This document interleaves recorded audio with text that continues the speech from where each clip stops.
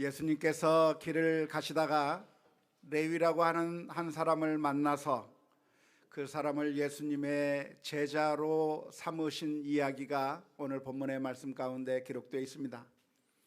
예수님께서 길거리 캐스팅을 한 것이죠. 수많은 사람들을 예수님께서 만나시게 되었는데 그 중에서 몇몇 사람들을 예수님께서 예수님의 제자로 받아주신 것입니다. 이 레위라고 하는 사람은 어떤 사람이었는가? 당시에 살고 있던 유대 사람들은 이름이 하나가 아니라 여러 개의 이름을 가지고 있었습니다. 사울이라고 하는 사람이 바울이라고 하는 이름을 가지고 있었던 것처럼, 또 베드로가 게바라고 하는 이름을 가지고 있었던 것처럼 당시 유대인들이 여러 이름들을 사용하고 있었는데요, 오늘 누가복음에 기록된 이 레위라고 하는 사람은 마태복음에서는 마태라고 하는 이름으로 등장합니다. 똑같은 이야기가 마태복음 9장에 기록되어 있는데 내용은 똑같은데 이름만 다릅니다. 그 이름이 다른 것은 서로 다른 사람이어서가 아니라 사실은 같은 인물이지만 한편에서는 레위라고 부르고 한편에서는 마태라고 부르고 있기 때문에 그 사람의 이름을 이렇게도 적었다가 저렇게도 적었다가 할 수가 있는 것이죠.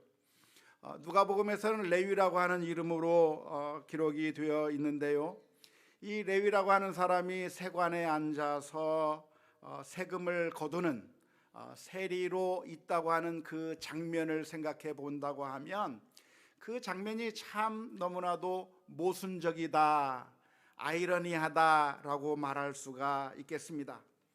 왜냐하면 레위라고 하는 그 이름이 어떤 이름입니까? 아주 선택된 그런 사람들을 가리킬 때 레위라고 말하지 않습니까? 특별히 이 레위라고 하는 사람은 레위 지파의 후손 가운데 한 사람이었을 것이라고 생각이 듭니다. 이스라엘 사람들이 이름을 지을 때는 자기 지파에서 뛰어난 사람들의 이름을 자기 자녀들에게 이름을 지어주는 경우가 많았거든요. 그러니까 베냐민 지파 사람들은 주로 사울이라고 하는 이름을 많이 가지고 있는 겁니다. 유대 지파 사람들은 다윗이라고 하는 이름을 많이 가지고 이름을 짓는 겁니다. 근데 레위 지파 사람들은 레위라고 하는 이름으로 이름을 많이 짓게 되는 것이죠.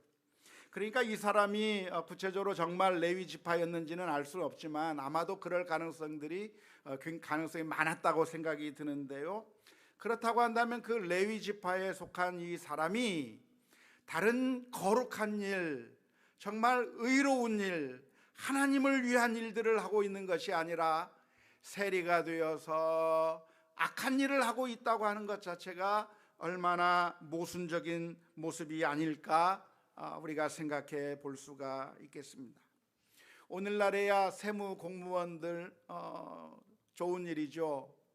세무 공무원이 된다고 하는 것은 축하받을 만한 일이고, 그리고 나라를 위해서 헌신하는 분들이니까 좋은 분들이라고 말할 수가 있겠는데요, 하지만 당시 유대 사회에서 세금을 거두는 이 세리들은 민족의 반역자라고 할 수가 있겠습니다. 뿐만 아니라 아주 악랄한 범죄인이라고 말할 수가 있었습니다. 왜냐하면 그 당시 세리들은 로마 정부에게 돈을 주고 그 세리라고 하는 그 자리를 사게 되는 것이고, 그리고 자기가 세리가 되면 이 유대 민족으로부터 마음껏 세금을 거두어 드리는 겁니다.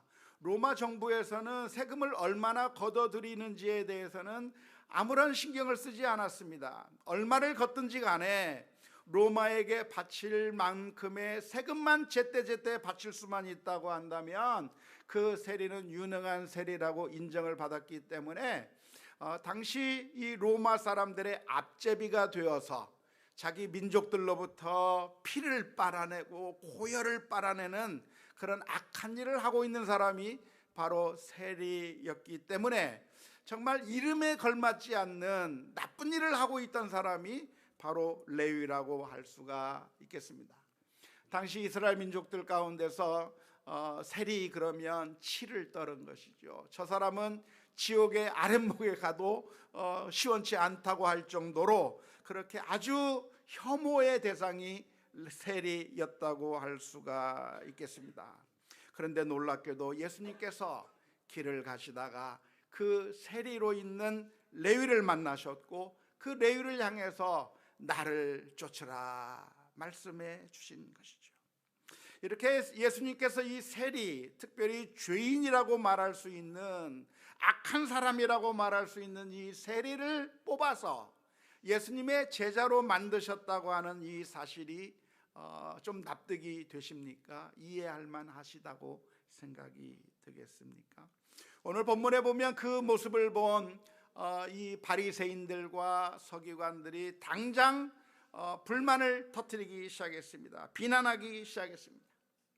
레위는 예수님을 만난 다음에 너무나도 기뻐서 예수님을 위해서 잔치를 베풀었고, 그리고 그 잔치 자리에 수많은 세리들이 같이 와서 먹을 수 있도록 자리를 마련해 놓았습니다. 그리고 예수님께서는 그들과 함께, 세리들과 함께 먹고 마시며 잔치를 벌이는 그 모습을 보았을 때 그 주변에 있던 수많은 사람들이 그 예수님의 모습을 보면서 비난하기 시작한 것이죠. 예수님이 죄인과 어울리고 있다, 예수님이 세리와 어울리고 있다라고 비난하고 있었던 모습을 볼 수가 있습니다. 우리는 너무나도 성경에 익숙해 있기 때문에 성경에서 바리새인, 서기관 그러면 이 사람들이 나쁜 사람들이라고 생각하기가 쉽겠지만, 사실은 이런 반응이 정상적인 반응이라고 할 수가 있겠습니다. 누가 선한 사람이고 누가 나쁜 사람입니까? 바리새인들이나 서기관들은 참 선한 사람들이에요. 정말 하나님의 말씀대로 살려고 했던 사람들이에요. 하나님의 말씀대로 순종하는 사람들이 바리새인들이었고 서기관들이었다고 할 수가 있겠습니다. 하지만 세리는 누구였는가? 하나님의 말씀과 상관없이 살던 사람이고 죄악을 저질렀던 사람들이었기 때문에 사실은 그 사람들이 훨씬 더 나쁜 사람들이라고 할 수가 있을 것입니다. 그런데 왜 예수님께서는 세리를 예수님의 제자로 삼아 주셨습니까? 그리고 왜 세리들과 함께 잔치를 벌이시는 그 이유가 무엇이겠습니까? 성경을 보면, 복음서에 보면 예수님께서 잔치를 벌이는 장면이 자주 등장합니다. 이렇게 잔치를 벌이시는 이유가 무엇이냐면, 하나님 나라의 초청을 받아들여서 회개하고 나오는 사람들이 있다고 한다면 하나님께서 받아주셔서 저 천국의 잔치를 맛볼 수 있게 해줄 거라고 하는 것을 생생하게 표현하기 위해서 잔치를 많이 벌이신 것이죠. 저 하나님 나라의 잔치 가운데 세리들도 참여할 수 있다, 죄인들도 참여할 수 있다, 연약한 사람들을 불러주신다고 하는 사실을 생생하게 보여주기 위해서 잔치를 벌이시는 모습을 볼 수가 있습니다. 그런데 이 바리새인들과 서기관들이 그 모습을 보면서 비난하기 시작했습니다. 어째서 예수님이 랍비라고 하면서, 선생님이라고 하면서 하나님의 말씀을 가르치는 사람으로서 왜 세리들과 어울리느냐, 왜 죄인들과 어울리느냐라고 하는 이 강력한 비난에 사실 할 말이 없을 것 같은데 예수님께서는 놀라운 대답을 해 주셨습니다. 누가복음 5장 31절에서 32절 말씀에 보면 이런 말씀이 기록되어 있습니다. 예수께서 대답하여 이르시되 건강한 자에게는 의사가 쓸데없고 병든 자에게라야 쓸데있나니 내가 의인을 부르러 온 것이 아니요 죄인을 불러 회개시키러 왔노라. 예수님께서 그 비난하는 바리새인들과 서기관들을 향해서 내가 온 목적이 무엇인가, 내가 이 세상에 왜 왔는가, 이 세상이 죄인들로 가득 차 있기 때문에 그 죄인들을 불러서 회개시키고 그 죄인들을 건강하게 만들고 의롭게 만들고 하나님의 사람들로 바꾸기 위해서 이 세상에 오셨다고 말씀해 주셨습니다. 이 말씀을 오해하지 않았으면 좋겠는데요. 그러니까 예수님께서는 죄인을 더 좋아한다고 하는 그런 의미의 말씀은 아닙니다. 우리가 의인이면 예수님께서 안 찾으니까 죄인이 돼야 되겠다, 죄를 더 많이 지어야 되겠다, 그런 결론을 내리시면 안 되는 것이죠. 예수님께서 이런 말씀을 해주신 이유가 무엇이냐면, 이 세상에 있는 수많은 죄인들을, 하나님을 떠나버린 절망적인 그 사람들을 주님께서 살리시고 구원하시기 위하여 이 세상에 오셨다고 하는 것을 말씀해 주시는 말씀이 바로 이 본문의 말씀이라고 할 수가 있겠습니다. 그런데 지금으로부터 2000년 전에만 이런 이야기가 들리는 게 아니고, 오늘날에도 바리새인들과 서기관들이 비난하는 것과 같은 그런 비난을 오늘날 우리 교회에도 많이 듣고 있습니다. 오늘날 많이 듣는 비난은 무슨 비난이죠? 교회에 가면 의로운 사람들이 있는 줄 알았더니 알고 보니까 다 똑같더라. 아니, 오히려 더 불신자보다 더 나쁘더라. 텔레비전의 뉴스를 보면 종종 아주 우리들의 얼굴을 화끈거리게 만드는 뉴스들이 방영될 때가 많이 있습니다. 어떤 뉴스들이죠? 아무개 목사가 성범죄를 저질렀다더라, 그루밍 범죄를 저지르고 있다더라, 돈을 횡령했다더라, 교회에서 서로 싸우고 난리를 피우고 있다더라, 그런 안 좋은 이야기들이 많이 들리고 있는 것을 오늘날 우리가 많이 경험하게 됩니다. 그래서 많은 사람들이, 외부의 사람들이 우리 교회를 향해서 비난하는 것이죠. 저런 더러운 교회들, 저런 더러운 목사들, 이럴 수가 있느냐 하면서 비난을 할 때가 많이 있는데요, 그럴 때 여러분들은 뭐라고 대답을 하십니까? 그런 비난이 있으면 여러분들은 뭐라고 대답을 하죠? 그건 잘못된 소수의 사람들이야. 교회가 그렇게 나쁜 게 아니고, 저 목사는 잘못된 목사야, 저 장로는 잘못된 장로야, 저건 이단들이 그러는 거야, 나쁜 목사들이 그러는 거야. 그런데 우리 예수비전교회 목사님은 안 그래. 그렇게 대답하십니까? 많은 사람들이 그렇게 대답을 합니다. 뉴스에 나오는 그런 잘못된 목사들도 있지만, 사실은 잘못된 목사가 있는 것은 그것은 그 사람이 정말 소수의 나쁜 사람이고, 사실 교회가 얼마나 좋은지 아느냐, 교회가 정말 선한 일을 많이 하고 있고, 교회는 불쌍한 사람들에게 사랑을 베풀고 있고, 우리 교회도 보면 가난한 사람들을 위해서, 어려운 사람들을 위해서 해마다 늘 도와주려고 노력하고 있고, 그래서 교회가 수많은 교육 사업도 하고 선교 사업도 하고 구제도 많이 하고 하는 그런 선한 일들을 얼마나 많이 하는데, 그러한 것들은 전혀 보도가 되지 않는 반면에, 누군가 하나 예외적으로 어떤 한 사람이 나쁜 짓을 하면 그것은 확대되어서 정말 나쁜 짓을 많이 하는 것처럼 그렇게 뉴스에 많이 방영되고 있지만, 사실은 교회에 가보면 좋은 게 많이 있고, 우리 교회는 괜찮아 라고 그렇게 대답하고 계십니까? 많이들 그렇게 대답하고 계시죠? 하지만 그런 대답은 제대로 된 대답은 아닙니다. 그런 비난들을 받게 된다고 한다면 우리가 어떻게 대답해야 되느냐면, 안타까운 마음을 표현하는 것이 맞아요.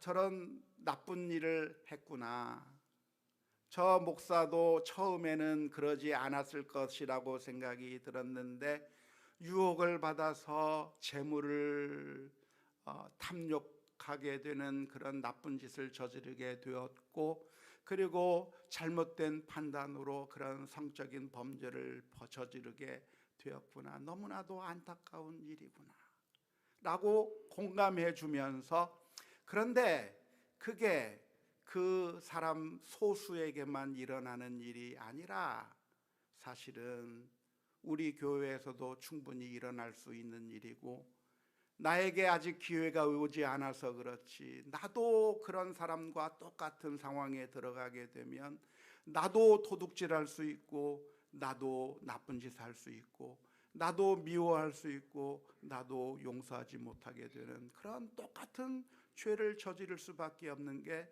바로 우리들의 모습이 아닌가.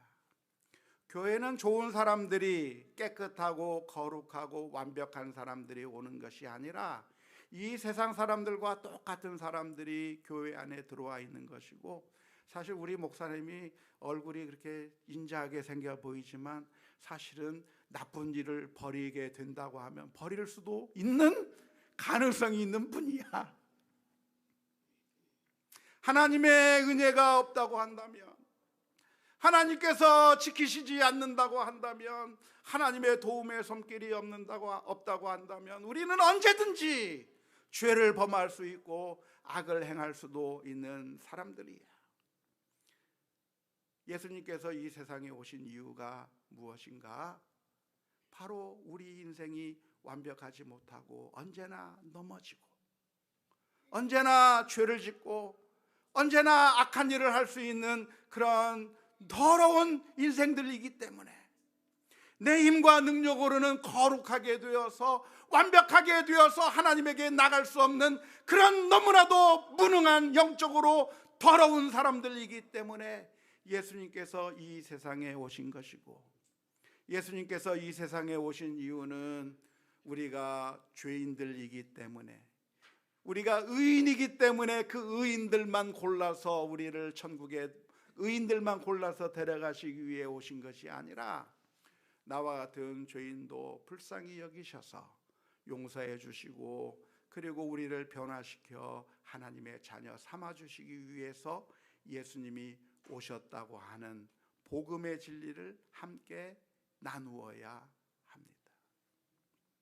우리 친구들을 향해서 참 저 사람 나쁜 사람이지, 저 사람 참 악한 사람이야, 그런데 저 사람만이 아니라 나도 그런 상황에 빠지게 되면 나도 그렇게 죄를 저지를 수 있는 가능성이 충분히 있기 때문에 늘 하나님 앞에 그러지 않게 해달라고 기도하면서 나 자신을 지키게 하기 위해서 부단한 노력을 하고 있지만 나도 넘어질 수 있고, 그 아무리 훌륭한 목사님도 한순간에 넘어질 수 있고, 아무리 헌신했던 사람도 한순간에 넘어질 수밖에 없는 너무나도 연약한 죄인들이기 때문에, 그래서 예수님께서 이 세상에 오셔야만 했고, 바로 그러한 우리의 죄 때문에 예수님께서 십자가에 못 박혀 죽으셔서 우리의 죄를 용서해 주셨다고 하는 복음의 메시지를 함께 나누는 것이 중요합니다. 예수님께서 이 세상에 오신 이유는 우리가 의인이기 때문에 의인들만을 모아서 하나님 나라를 만드시기 위해서 오신 것이 아니라, 모두가 다 죄인이기 때문에, 다 멸망받을 사람들이기 때문에 그 죄인들을 불러서 하나님의 자녀로 빚어주시고 씻기셔서 하나님의 그 천국의 복음을 우리에게 맛보게 하시기 위해서 예수님께서 오셨다고 하는 사실을 함께 나누는 것이 옳을 것이라고 믿습니다. 예수님의 이 말씀을 우리가 오해해서는 안 되는데요, 예수님께서 의인을 부르러 온 것이 아니라 죄인을 부르기 위해서 오셨다고 하는 이 말씀은, 그러니까 이 세상에 의인도 있고 죄인도 있다고 하는 이야기가 아닙니다. 이 세상에 의인은 단 한 사람도 없습니다. 로마서 3장 23절의 말씀에 모든 사람이 죄를 범하였음에 하나님의 영광에 이르지 못하더니 기록하고 있습니다. 이 세상에 그 어떤 사람도, 완벽한 사람은 단 한 사람도 없고, 모두가 다 죄를 범하여 악한 사람들이기 때문에 이 세상에 의인도 있고 죄인도 있는 것이 아니라 모두가 다 죄인들인 것이죠. 모두가 다 죄인인 그 상황 가운데서 예수님께서는 그들을 부르기 위해서 오셨는데, 그 죄인을 부르기 위해 오셨다고 하는 사실을 생생하게 드러나게 하기 위해서 예수님께서는 다른 사람이 아니라 세리에게 가신 거예요. 바리새인들에게 간 것이 아니라 자신이 의롭다고 생각하고 나는 아무 문제가 없다고 생각하는 사람들에게 간 것이 아니라 나는 죄인이고 아무런 소망도 없다고 생각되는 바로 그 세리에게 가셔서 예수님께서 그를 부르셨고, 그 부르심에 세리가 응답하여 주님 앞에 가게 된 것입니다. 예수님께서 이 세리 레위를 부르신 이유가 무엇이겠습니까? 그것은 이 레위가 많은 장점, 가능성이 있었기 때문이 결코 아닙니다.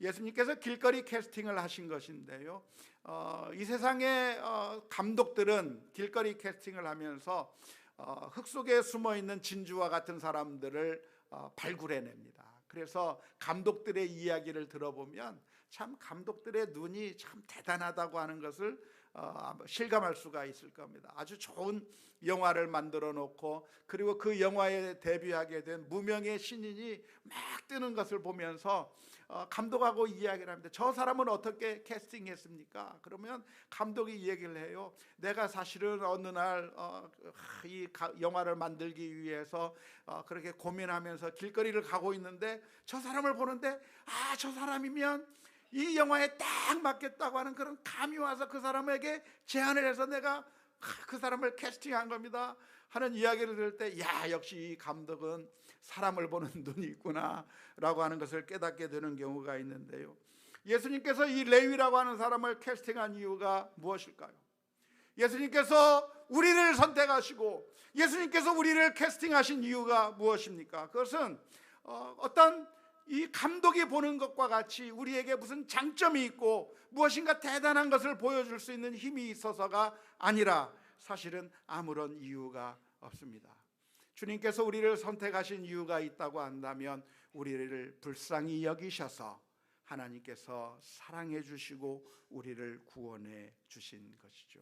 에베소서 2장 8절 말씀에 보면 이런 말씀이 기록되어 있습니다. 너희는 그 은혜에 의하여 믿음으로 말미암아 구원을 받았으니 이것은 너희에게서 난 것이 아니요 하나님의 선물이라. 우리에게 어떤 장점이 있어서 하나님께서 우리를 건져내신 것이 아니고 의로움이 있어서 우리를 구원해내신 것이 아니라 우리 모두가 다 죄인이기 때문에 우리를 불쌍히 여기셔서 구원해 주셨다고 하는 사실을 기억하며 우리는 감사하며 믿음으로 살아가는 우리 모두가 다 되어야 될 줄로 믿습니다.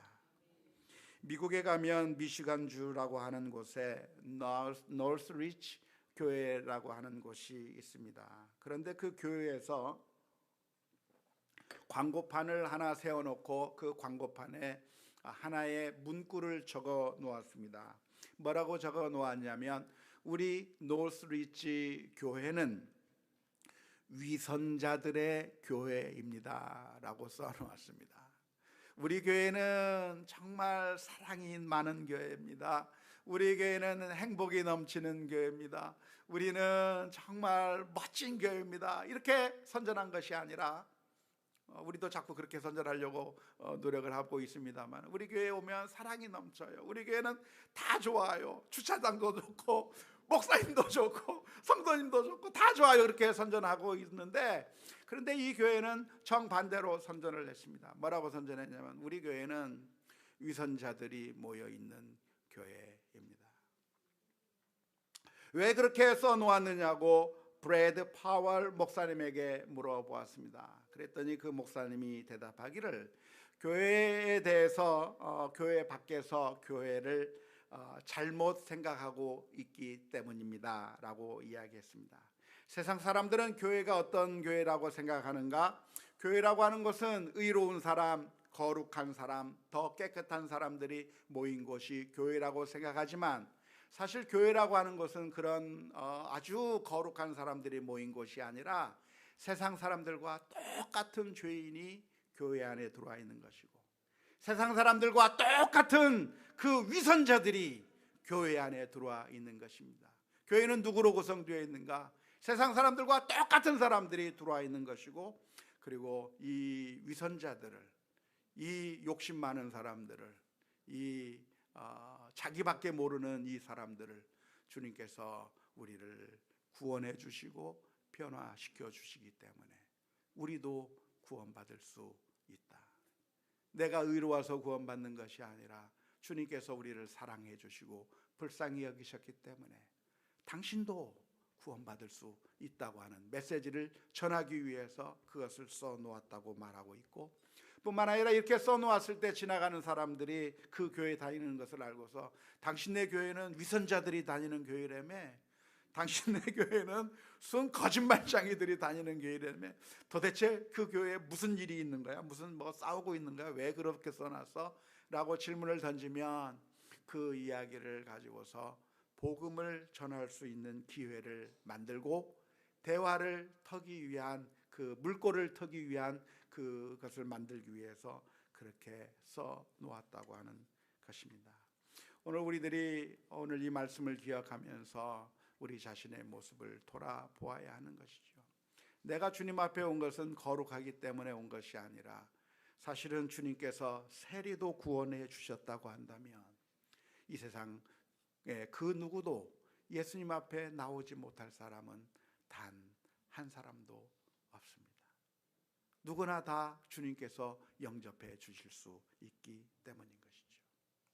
물론 오늘 이 말씀을 오해하시면 안 될 겁니다. 그러니까 예수님께서는 의인을 부르러 온 것이 아니라 죄인을 부르기 위해서 왔으니까, 그러니까 그래 난 어차피 죄인이야, 나는 죄인일 수밖에 없어 하면서 계속해서 죄를 지으면서 지내도 괜찮다고 하는 것으로 오해하시면 안 됩니다. 놀랍게도 수많은 사람들이 그렇게 오해하고 있어요. 나는 죄인이야, 나는 죄를 지을 수밖에 없는 사람이야 하면서 계속해서 죄를 짓는 것에 대해서 뻔뻔하게 그렇게 생각하는 사람들이 많이 있는데요, 사실은 그게 아니라 주님께서 우리를 부르신 이유가 무엇입니까? 누가복음 5장 31절 32절 말씀을 다시 한번 읽어보면 이렇게 기록되어 있는데요, 예수께서 대답하여 이르시되 건강한 자에게는 의사가 왔을 때 없고 병든 자에게라야 왔을 때 있나니 내가 의인을 부르러 온 것이 아니요 죄인을 불러 뭐하기 위해? 회개시키기로 왔노라. 죄인들끼리 모여서 우리들은 죄인들이야 하면서 계속해서 죄 지으면서 살아도 괜찮다고 말씀해 주신 것이 아니라 죄인이지만 주님 앞에 돌아와서 자신의 죄를 회개하고 하나님 앞에 변화된 삶을 살기 위한 그 길로 우리를 부르셨다고 하는 사실을 기억하며 날마다 우리 가운데 있는 그 악한 모습들을 주님 앞에 내어놓고 회개하며 주님 우리의 모습이 변화되기를 위해서 간구해야 될 줄로 믿습니다. 탕자가 아버지의 집을 떠났지만 그 탕자가 다시 아버지의 집으로 돌아온다고 했을 때 아버지가 그를 환영해 주었지만 그 어떤 죄를 저질렀어도 과거에 무슨 일을 했어도 아버지가 다 받아주었지만 그 이야기는 다시 집을 나가도 괜찮다고 하는 이야기인가요? 아니요. 아버지의 집에서 아버지와 함께 아버지의 그 사랑 안에서 살아가야 되는 책임이, 그런 소명이 우리에게 있다고 하는 사실을 기억해야 될 줄로 믿습니다. 레위는 어떻게 했습니까? 누가복음 5장 28절 말씀에 보니까 그가 모든 것을 버리고 일어나 따르니라. 레위는 예수님을 만나게 되자 자기가 지금까지 돈벌이를 하면서 자신의 모든 것들을 채워주었던 그 세리의 일을 포기했습니다. 그것은 돈을 많이 벌어주는 직업이었지만 이제는 예수님을 믿고 따라가게 되면 예수님은 어떤 분이십니까? 머리 둘 곳도 없다고 하셨던 그 주님을 따라서 가난하고 고통스러운 그 길을 이 레위가 쫓아가게 되었던 것이죠. 예수님을 만난다고 하는 이야기는 이 세상의 삶을 버리고 이제는 주님께서 원하시는 삶을 살아가야 한다고 하는 그런 의미입니다. 그 주님께서, 레위를 부르셨던 그 주님께서 오늘 저와 여러분들을 부르시고 계시다고 하는 사실에 귀를 기울이시기를 바랍니다. 우리에게 버려야 할 것이 무엇인가? 내가 주님을 따르기 위해서 내가 지금까지 애착 인형처럼 버리지 못하고 늘 껴안고 있었던 죄악이 무엇인가? 이제 그 어린아이의 일을 버려버리고 영적인 어린아이와 같은 그 죄의 애착인형들을 버려버리고 이제는 주님만을 바라보며 세상 등지고 주님께서 원하시는 믿음의 길을 살아가는 우리 모두가 다 될 수 있기를 주님의 이름으로 축원합니다.